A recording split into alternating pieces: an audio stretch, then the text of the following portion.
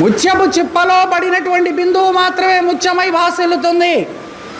కానీ స్వాతి వర్షపు బిందువులు కేవలం ముత్యపు చిప్పల్లోనే పడవు, సముద్రం అంతటా కురుస్తాయి.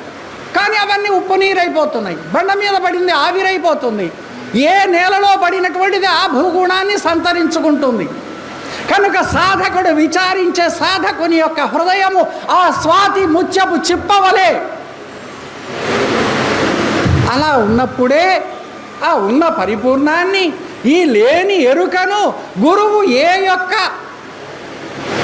విధానంగా బోధించాడో, నే చెప్పినట్లు చెప్పర నే చెప్పిన బోధ లెస్స నీ కతికుంటే నే చూతు నీ చమత్కృతి రాజిత సుగుణైక సార రమ్య విచార. సరే, ఇది నాకు చెప్పే అర్హత లేదేమో కానీ సందర్భం వచ్చింది కాబట్టి కందపద్యం, అది కూడా భాగవత కృష్ణయ్య గారిదే కందపద్యం చెప్తున్నాను.